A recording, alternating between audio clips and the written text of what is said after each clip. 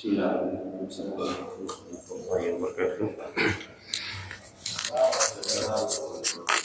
alhamdulillah, salatu wassalamu ala rasulillah Sayyidina Muhammad bin Abdillah wa ala alihi wa sahbihi wa man wala. La hawla wa la quwwata illa billahil aliyyil azim. Subhanaka la ilma lana illa ma 'allamtana innaka antal alimul hakim. Qul rabbi shrah li sadri wa yassir li amri wa hlul 'uqdatam min lisani yafqahu qawli.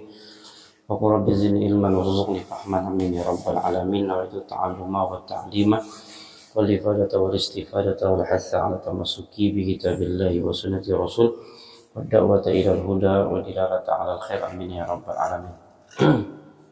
Alhamdulillah, puji dan syukur kehadirat Allah Subhanahu wa taala atas segala nikmat yang Allah Subhanahu wa taala limpahkan kepada kita, terutama nikmatul Islam, iman dan sehat wal afiyah.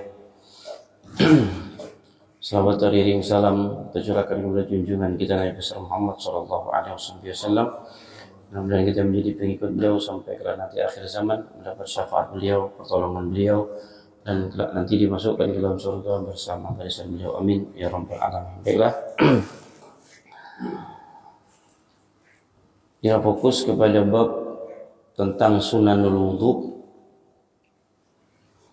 di mana minggu lalu telah kita bahas beberapa sunnah-sunnah, yaitu tentang doa-doa yang dibaca ketika kita melaksanakan wudu dalam setiap anggota tubuh. Kemudian di sini dikatakan Bismillahirrahmanirrahim. Qala al-mu'allif nafa'ana bihi bi ulumi fid dharain amin. Al-ad'iyatu allati tuqalu indal wudu jara fiha khilaf bainal ulama. Doa-doa yang minggu kemarin saya bacakan, tidak semua para ulama itu sepakat. Jadi ada yang menolak, ada yang tidak. Jadi ketika membasuh muka atau membasuh tangan, jadi membasuhnya sunnah, tetap mendapatkan ibadah apabila kita niatkan sunnah. Tapi kalimat doa yang dipanjatkan, seperti ketika mencuci tangan, Allahumma faziyadi min ma'asika, ya Allah, jagalah tanganku ini untuk tidak bermaksiat kepadamu. Ini kan doa-doa. Sebagian mereka tidak sepakat dengan doa ini karena memang tidak ada sandaran argumentasi yang kuat dalam doa ini. Tetapi beberapa ulama mengiyakan doa ini, diantaranya kita baca Al-ad'iyatu allati tuqalu indal wudu jara fiha khilaf bainal ulama wastahabbaha hujjatul Islam. Di antara yang mensunahkan yaitu Hujjatul Islam Al-Imam Al-Ghazali, kemudian Imam Ar-Rafi'i, wastawjahal Imam Ar-Ramli, kemudian Syekhul Islam Zakaria Al-Ansari, al-amal bima warada fiha, wastawjaha istihbabuha fil ghusl wa tayammum, wa qala al-Imam Azra'i la yanbaghi tarku hadza du'a wa illam yathbut lahu aslun. Imam Azra'i sendiri mengatakan sebaiknya tidak meninggalkan doa ini walaupun doa ini tidak ada ketetapan dari Nabi sallallahu alaihi wasallam. Tapi Imam Azra'i sendiri mengatakan tetap untuk membaca doa ini. Lalu nanti ada orang yang mengatakan seperti ini, bukankah sesuatu yang tidak dilakukan oleh Nabi, apabila kita melakukannya itu kita masuk dalam kategori bid'ah? Yaitu apabila itu bid'ah, maka itu adalah suatu kesalahan, karena yang tidak dilakukan Nabi kita lakukan. Pasti ada nanti pandangan seperti itu. Nah, Jawabannya adalah tidak semua yang dilakukan Nabi apabila kita melakukannya itu menjadi bid'ah atau menjadi satu kesalahan. Tidak mutlak. Jadi kalau seandainya sesuatu itu baik, walaupun Nabi Shallallahu Alaihi Wasallam tidak melakukannya, kita boleh saja melakukannya apabila itu selagi tidak melanggar daripada syariat. Nah, itu kaidahnya. Contoh, Nabi Shallallahu Alaihi Wasallam itu pernah mendengar langkah kaki Bilal bin Rabah itu sudah ada di surga, Pak. Padahal Bilal bin Rabahnya masih di dunia. Tapi Nabi sudah mendengar, yaitu bunyi daripada sandalnya Bilal itu sudah ada di surga. Lalu Nabi Shallallahu Alaihi Wasallam keesokan harinya bertanya kepada Bilal, wahai Bilal, apa sih yang kau lakukan ini? Ada apa ya Rasulullah? Fa inni sami'tu, kata Rasulullah, sesungguhnya aku, kata Nabi, mendengar bunyi sandalmu itu sudah ada di surga. Apa amalanmu, wahai Bilal? Lalu Bilal bin Rabah mengatakan, ya Rasulullah, amalanku ya Rasulullah, tidaklah aku setelah selesai wudhu dipastikan aku sholat 2 rakaat. Ya. Jadi setelah wudhu Bilal sholat 2 rakaat. Pertanyaannya, dari mana Bilal mendapatkan amaliyah itu? Dari Nabi atau bukan? Bukan. Kalau dari Nabi ya pasti Nabi tidak bakal tanya. Tapi Nabi bertanya kepada Bilal bin Rabah. Kata Bilal, ya Rasulullah, aku setiap setelah selesai wudhu, aku pastikan aku sholat sunnah 2 rakaat, yaitu sholat sunnah wudhu. Apa kata Rasulullah?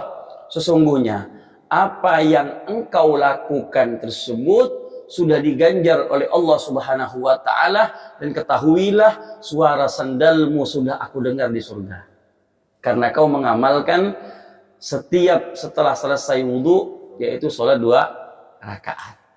Pertanyaannya lagi, lalu apakah yang dilakukan oleh Sayyidina Bilal bin Rabah itu membuat Nabi marah? Tidak. Dan Nabi SAW tidak pernah melakukan hal tersebut. Tidak pernah.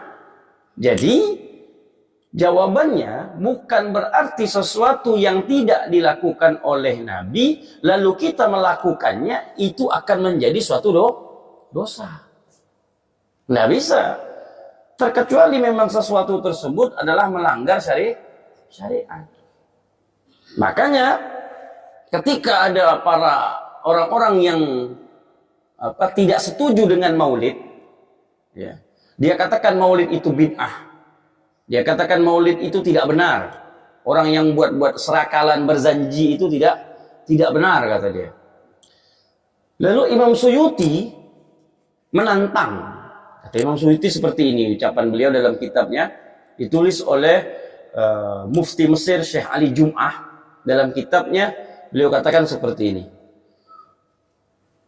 Kalaulah memang maulid itu bid'ah, kata Imam Suyuti, dan itu tercela, berdosa, dia katakan begini, silahkan datangkan kepadaku di mana letak kesalahan maulid. Di mana letak kesalahan maulid? Carikan kepadaku di mana letak kesalahannya. Apakah membaca sejarah Nabi itu salah? Tidak mungkin. Orang Al-Quran itu antum buka, sepertiga daripada Al-Quran itu adalah sejarah, cerita. Untuk apa cerita tersebut? Allah yang firmankan kepada Nabi Muhammad Sallallahu Alaihi Wasallam, wa kullan naqussu alaika min amba'ir rusuli ma nusabbitu bihi fuadak. Kenapa kami datangkan cerita-cerita tentang nabi-nabi terdahulu untukmu ya Muhammad, agar engkau itu mantap dalam keimanan kepadaku. Kalaulah nabi diberikan cerita-cerita agar imannya mantap, apalagi kita. Nah, jadi maulid itu isinya apa? Sejarah. Lalu yang dibuat orang acara maulid itu di dalamnya apa? Zikir, Di dalamnya apa lagi? Sholawat. Lalu kata Imam Suyuti, di mana letak kesalahannya? Kok bisa langsung mengatakan bahwasanya perbuatan itu adalah bid'ah? Kalau sudah bid'ah itu Bapak Ibu, kalau sudah bid'ah itu tempatnya di neraka. Nggak ada lain. Karena hadisnya, kullu bid'atin dhalalah wa kullu dhalalatin finnar. Setiap yang bid'ah, yang dibuat-buat itu, hal yang baru, itu sesat. Setiap yang sesat itu tempatnya di neraka. Kan begitu. Masa iya ada orang yang hadir baca maulid, baca sejarah Nabi, kemudian baca sholawat, isinya Al-Quran, mendengarkan ceramah, lalu mereka itu adalah ahli neraka? Kan tidak logis sebenarnya, tidak rasional dalam berpikir. Masa iya orang berbaca berjanji neraka? Kalau orang ahli maksiat, iya. Kau bilang neraka mungkin.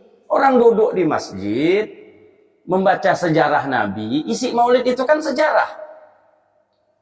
Lalu itu. Baca tahlil. Lalu tahlil dibid'ahkan. Di mana letak kesalahan baca tahlil? Kalau orang ada menyalahkan tahlil, berarti dia harus menghapus surah Al-Hasyr ayat 10. Berarti dia tidak percaya dengan Al-Quran. Kenapa? Dalam tahlil itu adalah doa. Apa yang Allah perintahkan kepada Nabi Muhammad? Rabbana ighfir lana wa li ikhwanina alladzina sabaquna bil iman. Al-Quran yang berbicara tentang hal tersebut. Ya Muhammad, doakan orang-orang yang telah mendahuluimu, di mana mereka yang membawa keimanan. Nabi Muhammad diperintahkan untuk mendoakan. Kita mendoakan orang tua kita yang telah meninggal, itu perintah Al-Quran. Dan isi daripada tahlil itu doa. Adapun kalimatnya tahlil itu singkatan saja. Karena identiknya tahlil itu pasti menggunakan kalimat la ilaha illallah. Kan begitu. Abdul zikri fa'lam annahu la ilaha illallah. Ada yang bergoyang lah kepalanya. Ada yang begini enggak. Itu tergantung Pak, bergoyang atau tidak tuh. Kalau di hari pertama, goyangnya pelan. Karena apa? Bubur kacang. Tapi kalau hari ketiga, makan nasi, goyang agak kuat. La ilaha illallah. Maha sejarah itu gitu. Baik, kembali lagi. Jadi di mana letak kesalahannya? Kalau sudah tidak mau bilang begini saja. Kalau tidak mau mengatakan bahwasanya itu tahlil, nanti ditanya, Bapak mau kemana? Ibu mau kemana? Saya mau mendoakan orang yang udah meninggal. Dah, tak usah pakai kalimat tahlil. Nanti maulid, ente mau kemana? Saya ingin mendengarkan sejarah Nabi. Dirubah. Jangan buat peringatan maulid Nabi, jangan. Rubah kalimatnya.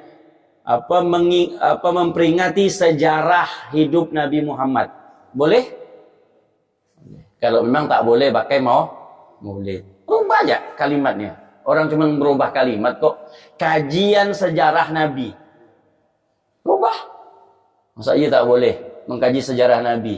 Kamu rampot dah tuh, udah tak boleh dah. Atau mendoakan orang yang telah meninggal. Boleh? Kalau tak boleh, hapus ayat Al-Quran itu.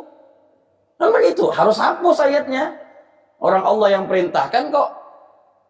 Tahlil itu hanya bentuk singkatan. Seperti bismillah disingkat basmalah, alhamdulillah disingkat hamdalah. Kan begitu. Tahlil itu disingkat la ilaha illallah, itu disingkat tahlil.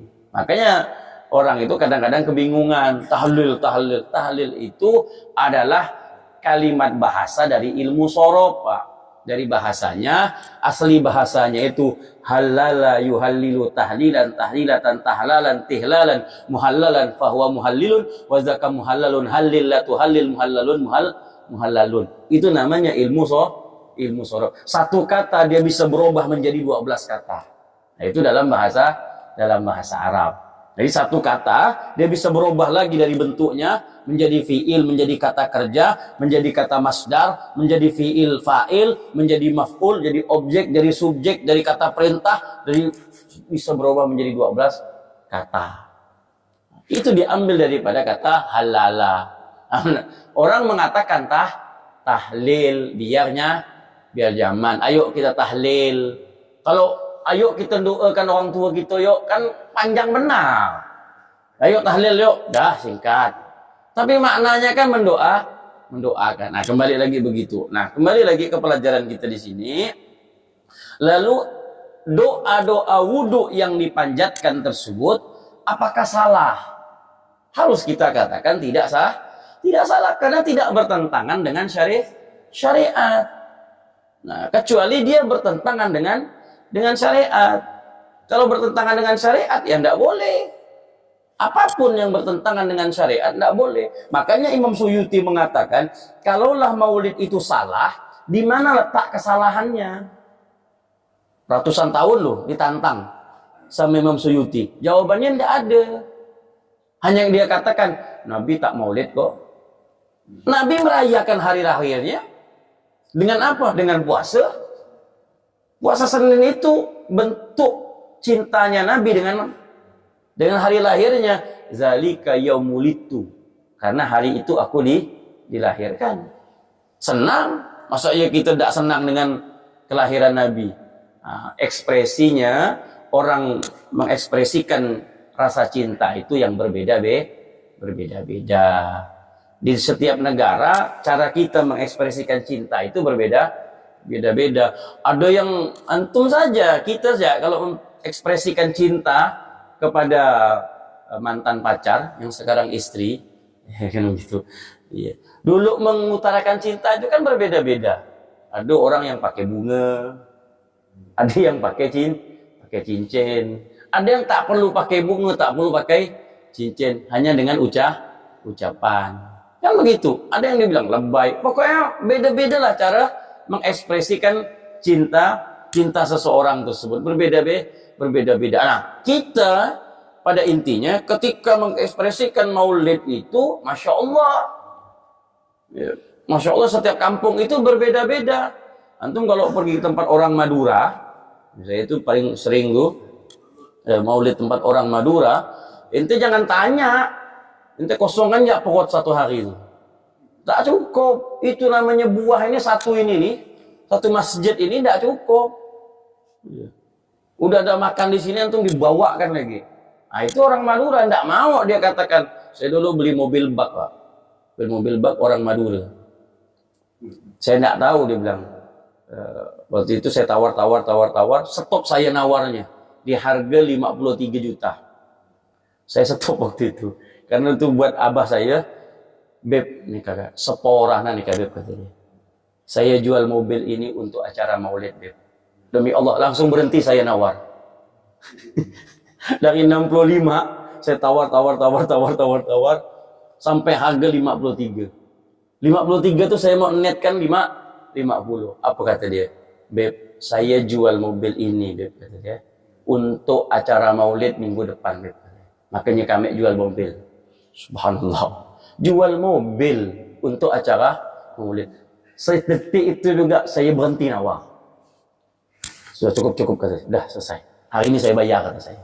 Kamu agak saya nawar. Karena dia udah bawa maulid untuk Nabi SAW. Bayangkan orang cinta sama Nabi bisa jual mobil. Insya Allah itu orang-orang Madura itu punya kebiasaan di mana mereka ada yang mengumpulkan uang 1 tahun hanya untuk bulan maulid. Cintanya kepada Nabi SAW. Kalau antum pernah ke Banjar, mungkin di sini ada orang Banjar, ya. Di Banjar itu kalau bulan maulid itu melebihi daripada hari raya Lebaran. Semua itu buka pintu, macam Lebaran. Itu kalau acara di sana. Dulu saya sering ke sana, sekarang saya tetap mampu kita ke sana. Allah, acaranya Masya Allah. Ya. Itu bisa dari subuh, pagi itu bisa 2 kali, siang habis itu sore, habis itu malam itu bisa 2 kali. Satu hari itu bisa 7 sampai 6 sehari. Itu semua rumah itu buat maulid. Saking cintanya dan sayangnya dengan Nabi Shallallahu Alaihi Wasallam. Nah ini ekspresinya cinta. Berbeda-beda. Ada yang biasa-biasa ya. Nah, ada yang kadang-kadang ada yang tak mau.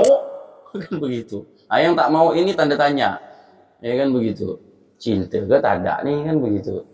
Ya, baik kita balik lagi bahwasanya doa tadi walaupun tidak ada langsung ketetapannya dari Nabi Shallallahu Alaihi Wasallam, akan tetapi tidak bisa disalahkan. Lalu wa qaulul Imam Nawawi fil Minhaj inna hadhil adiyah la aslalaha. Tapi Imam Nawawi sendiri mengatakan bahwasanya doa-doa tersebut memang tidak ada asalnya. Jadi antum jangan cari hadisnya atau apanya, tidak ada. Imam Nawawi sendiri mengatakan la aslalaha. Kalau sudah dikatakan la aslalaha itu berarti tidak ada sandarannya. Jadi hanya sekedar doa. Ai fi sihhati wa illa faqad ruwiya anhu min turuqid dhaifah fi tarikh Ibnu Hibban. Tapi ada yang mengatakan itu dari jalan, tapi jalan hadisnya itu dhaifah, lemah. Nah, hadisnya lemah dalam kitab Tarikh Ibnu Hibban.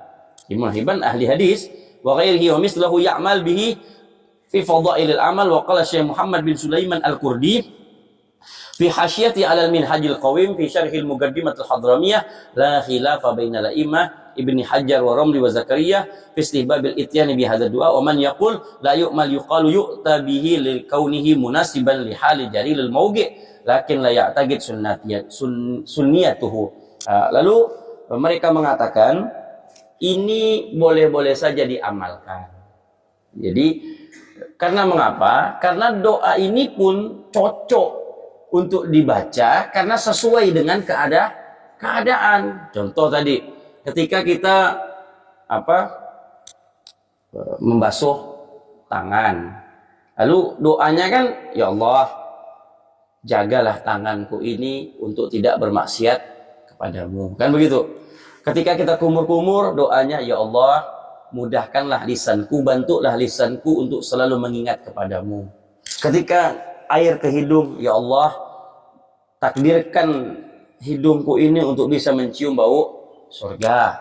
Ketika muka, ya Allah, putihkan mukaku, ya Allah, sebagaimana kau putihkan mukanya orang-orang yang kau cintai, dan jangan kau hitamkan wajahku, ya Allah, sebagaimana kau hitamkan wajah-wajah daripada musuh-musuhmu.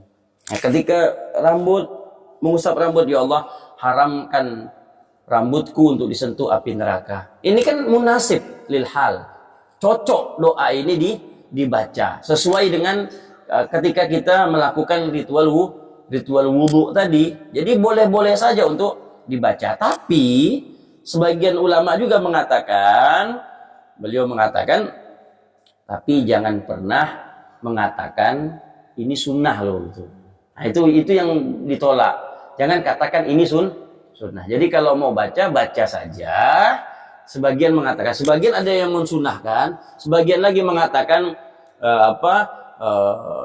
boleh saja dibaca, tapi jangan mengatakan meyakini ini adalah sunnahnya Nabi Muhammad Shallallahu Alaihi Wasallam. Udah mau baca saja, tetap mendapatkan pahala, tapi jangan katakan ini adalah sunnah. Karena mengapa? Kalau ini kita katakan sunnah, berarti ini dilakukan oleh Nabi, sedangkan Nabi tidak pernah melakukan. Nah, seperti itu. Tapi tidak pernah menyalahkan. Lakin la ya'taqidu sunniyatuhu fa talabul ityan bih la khilafa fihi, innamal khilaf fi hal ya'taqidu sunniyatuhu amla. Jadi keseluruhan pendapat ini sepakatnya begini. Semua mengatakan membaca doa dalam keadaan berwudu itu boleh. Tidak ada khilaf, tidak ada perbedaan. Yang membuat perbedaan itu adalah apabila ada yang mengatakan ini adalah sunnah atau tidak. Itu yang menjadi khilafnya di situ. Nah, sebagian mengatakan ini sunnah, sebagian lagi mengatakan tidak. Adapun sepakat ulama untuk membaca ini semuanya boleh. Seluruh ulama memperbolehkan untuk membaca doa-doa ini, diperbolehkan, tapi meyakini ini sunnah atau tidak itu yang menjadi khilaf. Termasuk Imam Nawawi, ahli hadis, mengatakan tidak, aku tidak mengatakan ini sunnah. Lalu Ibnu Hibban sendiri mengatakan ini sunnah. Nah, jadi khilafnya di situ, perbedaannya di situ, yaitu mengatakan ini sunnah atau tidak. Tapi membacanya itu diperbolehkan. Jadi, lalu kemudian lanjut sunnah-sunnah wudhu agar kita nanti menyelesaikan sunnah-sunnah ini. Kemudian nah, ada doa apa sunnah-sunnah wudhu, yaitu mashur raqabah, yang apa, yang terlepas, yang sering ditinggalkan, yaitu mengusap apa, leher. Jadi setelah telinga, kemudian apa namanya, tengkuk tengkuk. Apa hukum mengusap tengkuk ini? Nah, jadi sini dikatakan mashur raqabah indal a'immah al-Ghazali wal Baghawi wa Rafi wa yusunna bil yadil yumna. Jadi Imam Ghazali, Imam Baghawi, Imam Rafi'i, beliau mensunnahkan apa untuk mengusap ini. Kita baca dari mana beliau memberikan kalimat ini, yaitu menetapkan ini adalah sunnah. Di mawarahul Imam Ahmad wa Abu Daud, diriwayatkan oleh Imam Ahmad dan Abu Daud dari hadis Talha ibnu Musarrif an abihi an jaddihi annahu ra'a Nabi sallallahu alaihi wasallam, sesungguhnya beliau melihat Nabi sallallahu alaihi wasallam yamsahu ra'sahu, mengusap apa, kepala, hatta balagal gizal wa ma yalihi minal muqaddamil unuq. Wa qala al-Hafidz Ibnu Hajar fi Talkhisil Habir manasahu ba'da dzakar ahaditsun mashur raqabah. Jadi begini, ya. Jadi pas mengusap begini, Nabi apa, mengusap apa, tengkuk ini. Nah, lalu mengatakan di sini man tawaddaa. Dari hadis ini lam yadhkur Syafi'i mashur raqabah wa qala sabunah wa sunnah wa ana qara'tu juz'an rawahu Abul Hasan.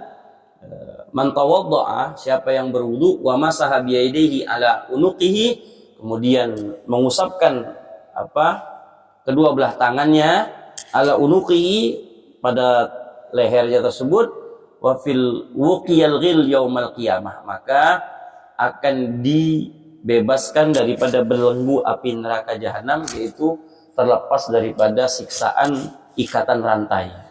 Jadi ketika kita membasuh ini, makanya doanya Allahumma fukka raqabati 'alan nar. Ya Allah, selamatkanlah tengkukku ini, leherku ini dari jeratan rantai api neraka. Karena kan ada azab itu, orang tersebut dibelenggu dengan rantainya api neraka jahanam. Nah, kita minta leher ini agar diselamatkan oleh Allah Subhanahu wa taala. Wa qala hadza insyaallah hadisun sahih. Nah, jadi hadis ini mengatakan insyaallah hadis ini adalah hadis yang sahih.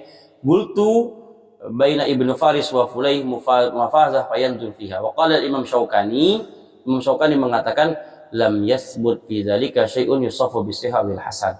Imam Syaukani tidak menerima hadis ini. Dia katakan, aku tidak bisa mengatakan hadis ini sahih, bahkan hasan pun aku tidak bisa terima hadis ini. Jadi sepakat sebagian ulama tidak setuju, tidak mengiyakan mengusap leher. Jadi ya sudah, habis telinga, habis itu selesai langsung kaki, tidak ada mengusap leher, tengkuk tadi. Karena Imam Syaukani tidak. Lalu Imam Nawawi apa komentarnya? Wahiyya wa illam tablugh darajatul ihtijaj biha afadat anna lidzalika aslan la kama laqala Nawawi inna mashar raqabah bid'ah wa inna hadithahu maudhu. Imam Nawawi sendiri mengatakan orang yang melakukan mengusap tengkuk itu bid'ah, dan itu hadisnya maudhu, hadisnya palsu. Jadi Imam Nawawi tidak setuju. Nah, Nah, jadi makanya sebagian para ulama, Imam Syafi'i sendiri tidak. Imam Syafi'i sendiri tidak mengiyakan hadis ini. Imam Syafi'i makanya tidak memasukkan sunnah untuk mengusap tengkuk tadi. Akan tetapi ada sebagian yang mengusap. Kita harus tahu juga mereka mengambil dalil dari mana. Nah, intinya dari ucapan daripada Al-Imam Al-Ghazali, Imam Al-Bakhawi, dan Imam Rafi'i mengiyakan adalah pendapat hadis tersebut. Karena hadis itu ada hadisnya, cuman ya karena hadis tersebut banyak yang mengomentari, terutama Imam Nawawi. Saya kalau Imam Nawawi yang mengomentari kuat, Pak. Imam Nawawi itu orang ahli hadis, ahli hadis. Makanya dalam ilmu fikih, apabila nanti, karena Imam Nawawi dan Imam Rafi'i itu sezaman, lihat dari mazhab Imam Syafi'i, Imam Rafi'i, Imam Syafi'i, Imam Nawawi juga Imam Syafi'i, sezaman. Apabila nanti ada satu pendapat, Imam Nawawi dan Imam Rafi'i berbeda pendapat, maka kita diutamakan untuk memilih Imam Nawawi. Alasannya kenapa? Imam Nawawi ini ahli hadis. Imam Nawawi ini ahli hadis. Jadi dalam ilmu hadisnya tingkat tinggi, Pak, Imam Nawawi. Makanya Imam Nawawi itu karangan-karangannya lebih dominan ke hadis. Seperti mensyarahkan Sahih Muslim, kemudian kitab Riyadhus Shalihin, kemudian Kitabul Azkar, banyak sekali kitab haji dan umroh. Nah, di antaranya minggu kemarin Arba'in Nawawi. Semalam juga kita bahas tentang mengusap muka setelah sholat. Nah, mengusap muka setelah sholat itu banyak dari kaum salafi yang membid'ahkan, banyak. Ya. Padahal di situ ada hadisnya. Mereka mengatakan tidak ada hadis mengusap muka setelah selesai sholat. Nah, akan tetapi Imam Nawawi mengutip hadis dari Sayyidina Anas bin Malik dari kitab Ibnu Sunni. Di situ dikatakan bahwasanya Sayyidina Anas bin Malik meriwayatkan dari Nabi SAW, sesungguhnya Nabi setelah selesai sholat, ba'da inqidha'i sholatihi, Nabi ketika setelah selesai salam, Nabi mengusap wajahnya, kemudian Nabi sembari membaca doa, asyhadu an la ilaha illallah warrahmanur rahim, Allahumma dzib annil hammah wal hazan. Dan itu dibid'ahkan, Pak. Dibid'ahkan, dan dia katakan bahwasanya tidak ada satupun hadis Nabi SAW mengusap muka setelah selesai sholat. Nah, ini tidak fair. Dalam bab ini tidak fair dalam bab ini. Maka saya kadang-kadang ada bab yang tak setuju dengan mereka, tapi ada juga saya setuju. Saya tidak orang-orang yang keras-keras benar, tidak. Tapi ketika mengatakan tidak ada sama sekali, itu saya geram tuh, benar begitu tuh. Orang dikatakan tidak ada dari Quran, tidak ada dari Sunnah bahwasanya Nabi melakukan hal tersebut. Lalu dia katakan begini, itu kan kenapa mengusap begini? Karena di zaman Nabi itu pasir, dulu masih banyak pasir, dan masjidnya Nabi masih dalam keadaan bebatu-batu. Jadi habisnya ya begini, untuk apa? Untuk ngelap, kata dia. Itu kan tak ilmiah sekali jawaban seperti itu. Masa cuma untuk ngelap gitu. Lalu nanti Masjid FK ini kalau habis sembahyang, orang habis sembahyang lalu begini, berarti Masjid FK ini kotor lah begitu. Nanti pengurus masjid ngamuk semua. Ngapa? Saya pakum nih, kata dia. Bersih dah ni, ngapa pula begini-begini, kata dia. Begini ini adalah anjuran daripada Nabi Sallallahu Alaihi Wasallam. Ya kalau toh hendak mau, ya jangan membid'ahkan orang, itu aja, bah. Ya kalau tak mau melakukan, jangan membid'ahkan. Ini kalau udah tak mau lalu bid'ah, ini kan tak boleh macam begitu. Ya janganlah. Ya, terakhir nanti biarkan pertanyaan. Lalu dikatakan di sini, Doa itu doanya seperti ini. Allahumma fukka raqabati minan nar wa udzubika minas salasili wal ighlal. Ya Allah, selamatkanlah leherku ini dari belenggu api neraka dan aku berlindung kepadamu ya Allah dari rantainya api neraka jahanam. Artinya doanya indah, doanya baik, tapi Imam Nawawi sendiri tidak mau mengatakan itu hadisnya hadis yang benar. Dia sendiri mengatakan wa hadza maudhu. Ini hadis yang palsu. Nah, kalau saya kan jujur saya nih kalau dalam menyampaikan. Kalau saya bilang palsu ya palsu. Bukan saya yang mengatakan. Saya berdasarkan nukilan daripada kitab. Kita tak boleh mentang-mentang ini kita bela-bela. Nggak bisa. Ya, dalam menyampaikan ilmu itu harus jujur. Nah, benar katakan benar, ada katakan ada, tapi yang tak ada jangan mengada-ada kan. Yang ada jangan ditapokkan, kan begitu. Terakhir, lalu dari mana ujungnya begini. Imam Nawawi sendiri mengatakan fi masyaraqaba hadisul bat lam yasih anhu wa qala Ibnul Qayyim sendiri mengatakan dalam kitabnya Al-Hadiyu lam yasih anhu, tak setuju, tak sah hadis itu fi masyaraqaba hadisul battah. Itu bukan sama sekali hadis menurut Imam Ibnul Qayyim.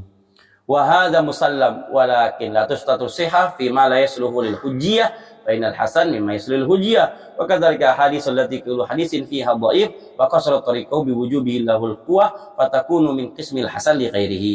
Lalu begini, sebagian memaudhu'kan, sebagian mengatakan ini hadis ada tapi lemah.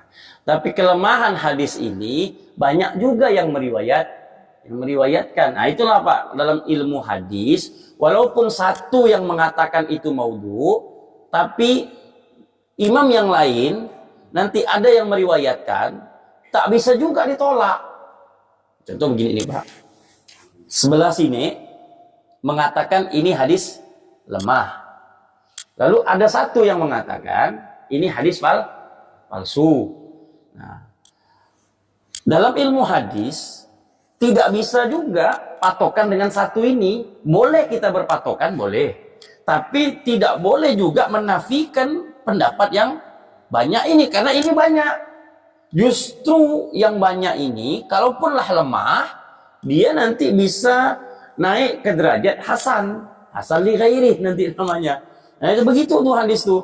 Jadi untuk mengatakan hadis itu palsu, ini konteksnya Imam Nawawi berhak karena beliau ahli hadis. Tapi konteksnya kita, tapi kalau kita bilang teguh dengan Imam Nawawi boleh-boleh saja.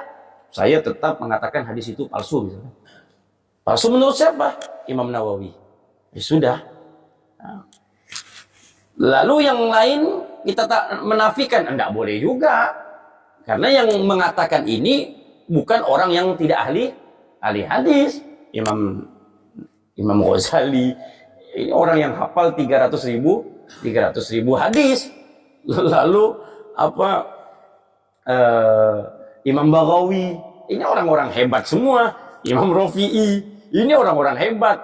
Lalu kita juga menghujat, bukan haknya kita. Nah, tapi kalau antum berpendapat dengan satu boleh-boleh saja. Nah, jadi yang banyak tadi hadisnya dia bisa naik ke derajat hasan. Lalu apa intinya dari doa ini? Ya boleh-boleh saja apabila ada yang ingin mengamalkan. Tapi jika seandainya tidak ada yang tidak ingin mengamalkannya, antum juga jangan protes begitu. Ya, jangan protes. Apa kau tak amalkan itu? Ente mau maksa anak tak bisa maksa ente tak bisa maksa anak. Begitu, sama-sama punya dalil. Nah, itulah kebijaksanaan ilmu. Kemudian ditutup dengan ucapan intaha kalamul Imam Syaukani min kitabihi As-Sailul Jarrar. Inilah pendapat Imam Syaukani. Imam Syaukani ini termasuk bermazhabkan kalau tidak salah Hanafiyah. Imam Syaukani ini mazhabnya Imam Hanafi. Tapi hadisnya hebat, diantaranya kitab beliau yang bernama Nailul Autar. Itu kitab-kitab Imam Syaukani. Ahli hadis, di komentar hadisnya sangat kuat sekali dalam ilmu hadis. Jadi pendapat beliau saya sendiri tidak setuju, karena ini tidak sama sekali bisa dikatakan sahih ataupun hasan, sama dengan pendapat justru Imam Nawawi langsung mengatakan ini bid'ah dan hadis palsu. Nah, itu pendapat Imam Nawawi. Ibnu Qayyim juga sama, tapi di pendapat Imam Ghazali, Imam Baghawi dan Imam Rafi'i mengatakan ini bisa digunakan karena sama sekali tidak bertentangan dengan syariat. Ya boleh-boleh saja, terserah antum mau mengambil pendapat yang mana. Kemudian saya kira beberapa doa-doa sudah kita panjatkan. Kemudian di terakhir doa tersebut, Allahumma ja'alni minat tawabina wa ja'alni minal mutatahhirin wa ja'alni min ibadikas sholihin. Ini hadis riwayat Imam Tirmizi dalam babul wudu. Kemudian sunnahnya lagi membaca suratul qadar, inna anzalnahu fi lailatul qadar 3 kali, kemudian ayatul kursi, kemudian qul huwallahu ahad. Ini banyak sekali kalau dipraktekkan, ya. Jadi wudunya mau panjang ini. Kemudian setelah itu disunnahkan untuk sholat sunnatul wudu. Nah, dari hadis Sayyidina Bilal bin Rabah. Ya, wallahu a'lam bishawab. Silakan. Pak Hidayat. Selamat.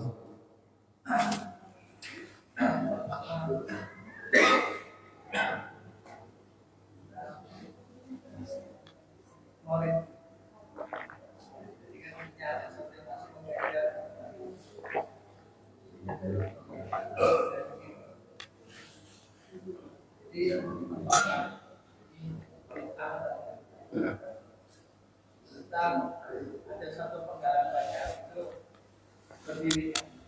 Ya. Berdiri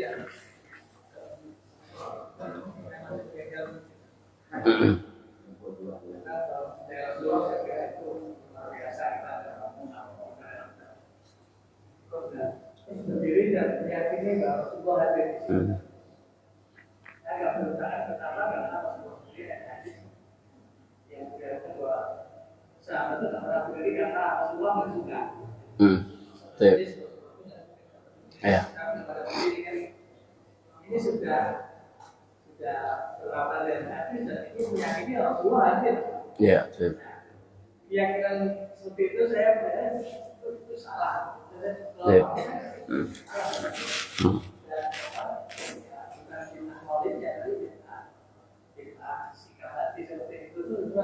Ya, baik. Yang kedua tentang tadi masalah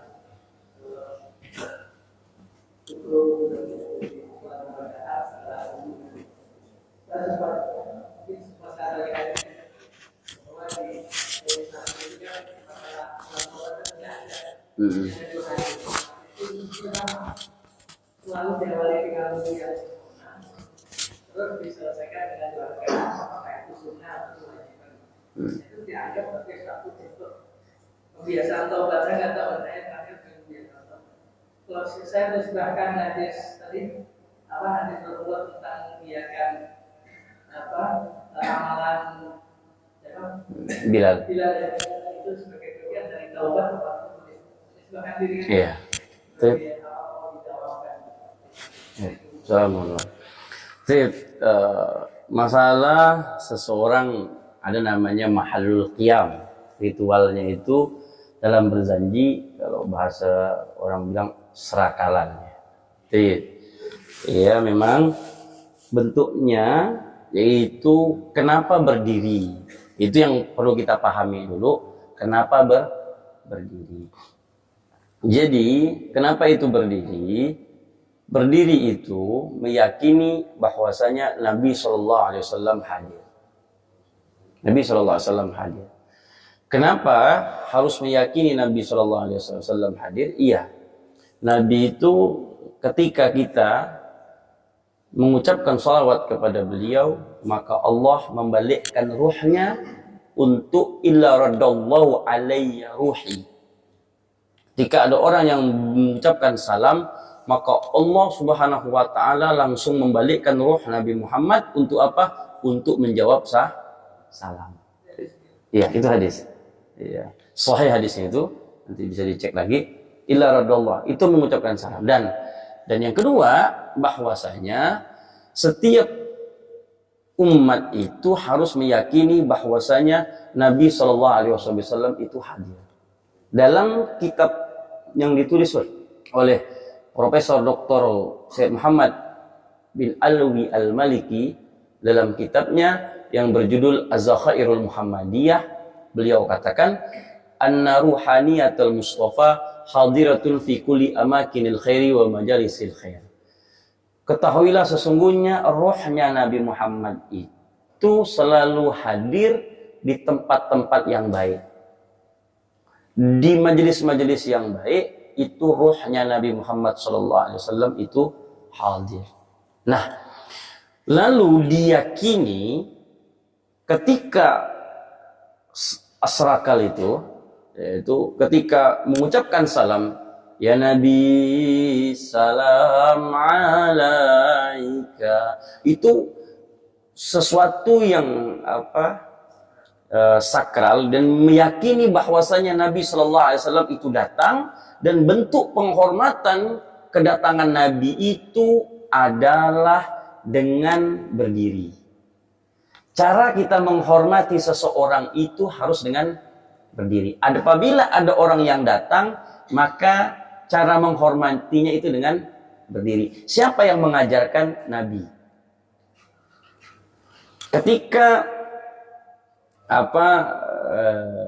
Muaz itu datang, lalu kaumnya itu tidak mau berdiri. Lalu Nabi yang memerintahkan kepada kaumnya, kumu li sayyidikum.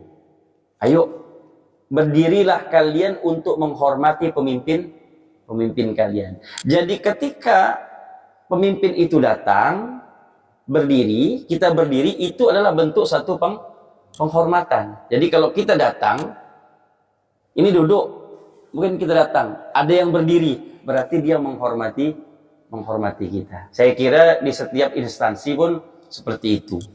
Nah, dari mana pendapat itu? Itu pendapat dari Nabi Shallallahu Alaihi Wasallam, dan itu hadisnya sangat kuat. Nah, jika seandainya, saya sepakat juga, kalau seandainya ada yang tidak setuju dengan berdirinya, ya boleh-boleh saja, tidak jadi masalah. Tapi bagi orang yang melakukan hal tersebut jangan disalahkan, karena itu adalah bentuk satu keyakinan bahwasanya Nabi Shallallahu Alaihi Wasallam itu hadir. Jadi kehadiran Nabi itu adalah bentuk di mana seseorang itu harus berdiri. Dengan berdiri itulah kita menghormati kedatangan Nabi Shallallahu Alaihi Wasallam. Nah, jadi konteksnya bahwasanya di situ bahwasanya pertama diyakini Nabi itu hadir, dan caranya adalah dengan berdiri dengan mengucapkan salam.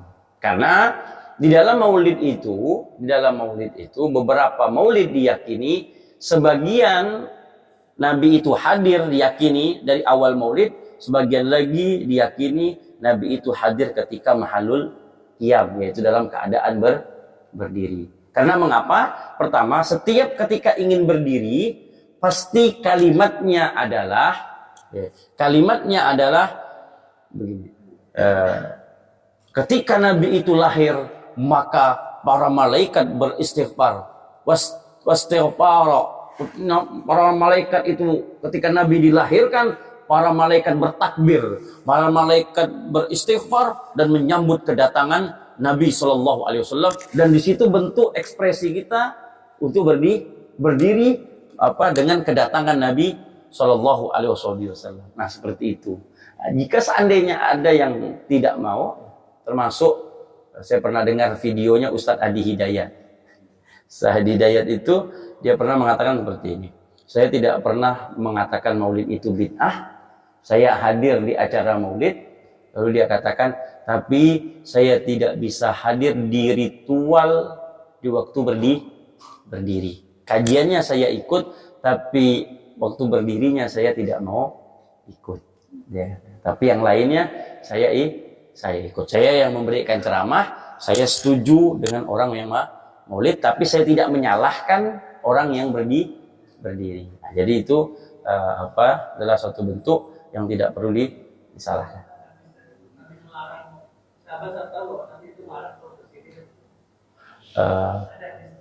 Ada hadis, iya, mungkin itu dalam keadaan belajar atau dalam keadaan lagi dalam keadaan dalam satu majelis.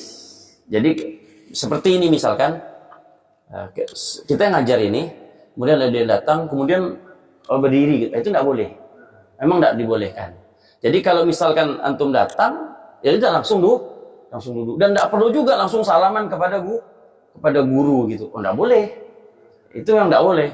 Jadi datang langsung saja duduk, posisi mau di belakang ya di belakang. Jadi tidak boleh langsung salaman gitu. Kepengennya ingin menghormati, tapi justru adalah satu kesalahan. Nah itu iya. Tapi kalau menghormati seseorang dengan berdiri itu perintah Nabi. Ya, itu perintah Nabi. Bahkan Nabi SAW pernah memerintahkan kepada para sahabat untuk menghormati Sayyidina Abu Bakar dan Sayyidina Umar dengan berdiri. Nah, itu perintah Nabi SAW. Kemudian yang kedua, pertanyaannya adalah ya salat taubat tadi boleh-boleh saja, karena begini hadisnya Nabi, man sanna sunnatan hasanatan fil Islam, siapa orang yang membuat satu kebaikan di dalam Islam, maka bagi dia pahala. Selagi tidak bertentangan dengan syariat, itu diperbolehkan. Itu boleh-boleh saja. Allah alam. Ya. Silakan.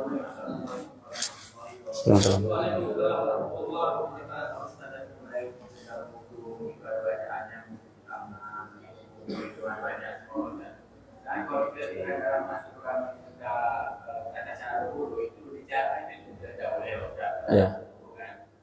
Itu bagaimana caranya, Ustaz? Apakah pada saat kita akan berwudu itu, kita harus baca dalam hati atau baca dalam mulut? Dalam mulut itu tidak boleh.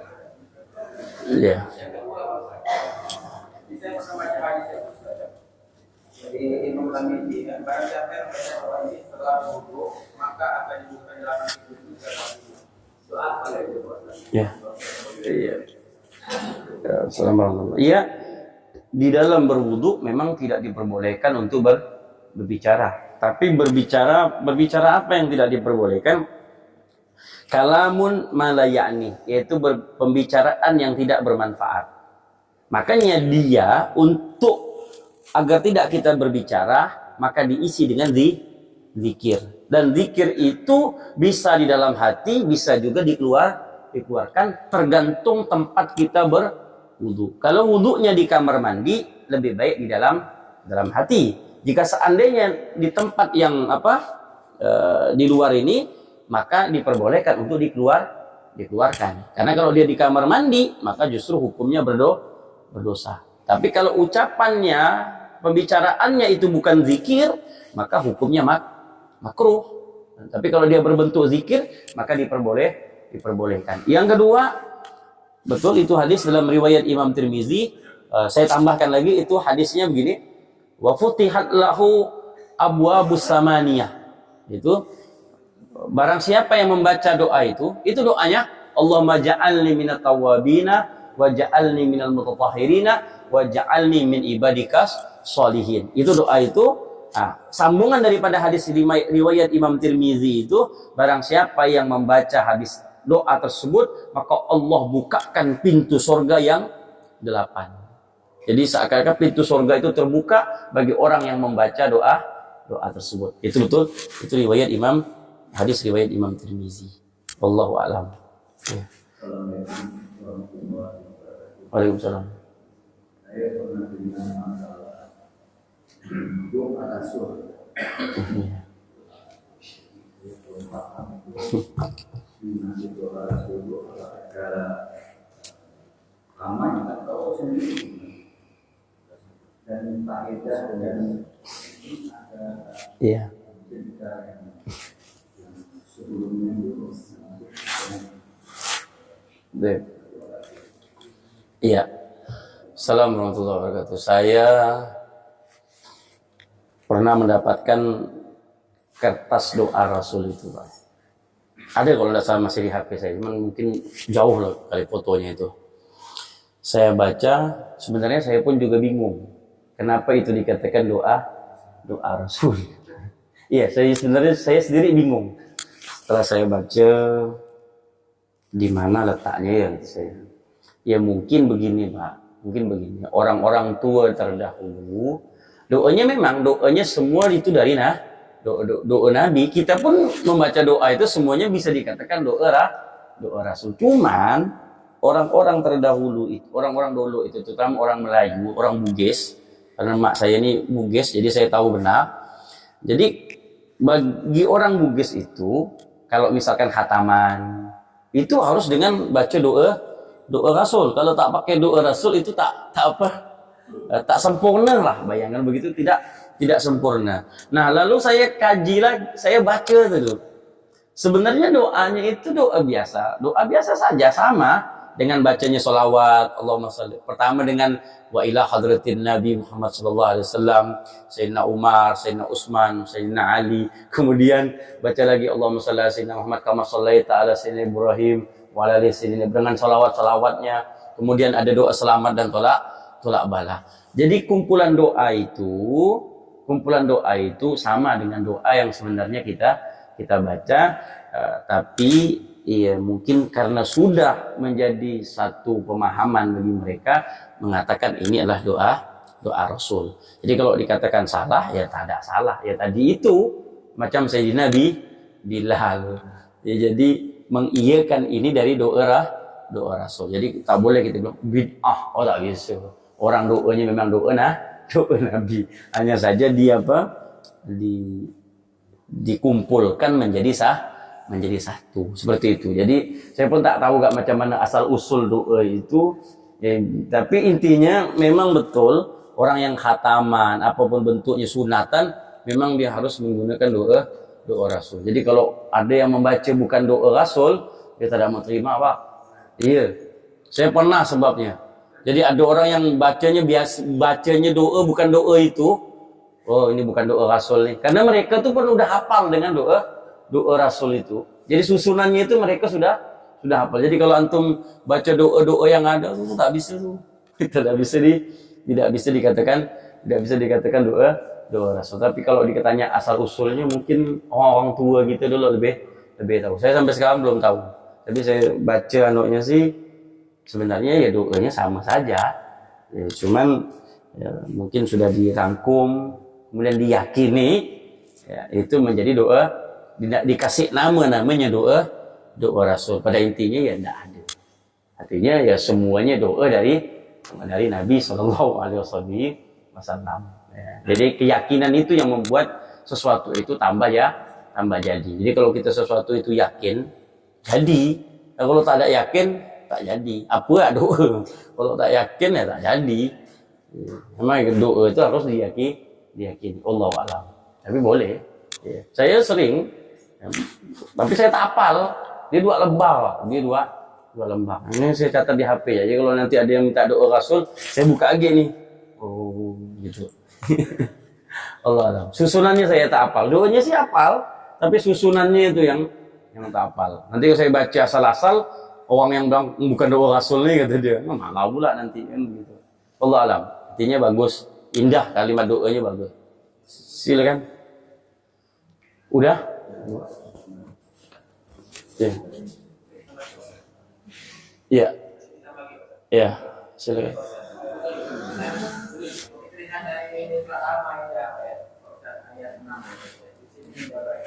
Wahai orang-orang yang beriman, apabila kamu hendak melaksanakan sholat, maka bacalah wajahmu dan tanganmu sampai di situ, dan sapulah kepalamu dan basuhlah kedua kakimu sampai kedua mata kaki.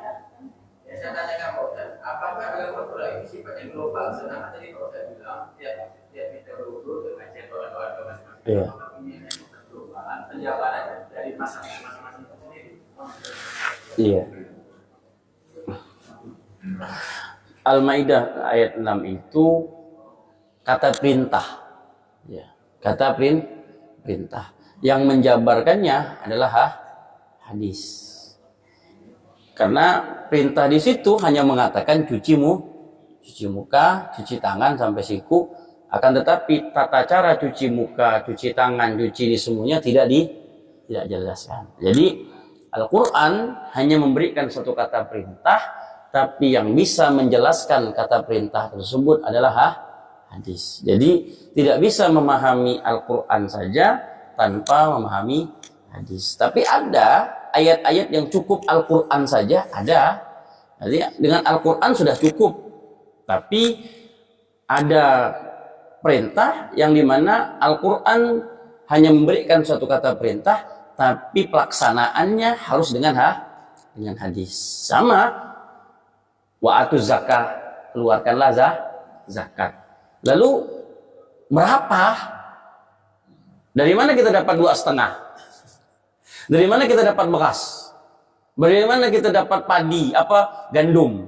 Apakah Al-Quran berbicara beras, berbicara gandum, berbicara 2,5? Semua? Tidak ada. Al-Quran hanya memerintahkan, sifatnya tadi global, iya. Sifatnya kata perintah, keluarkanlah zakat. Zakat apa? Dibahas oleh Nabi. Dibagilah nanti zakat ternak, zakat tijarah dagang, zakat emas, zakat perak, zakat tambang, kemudian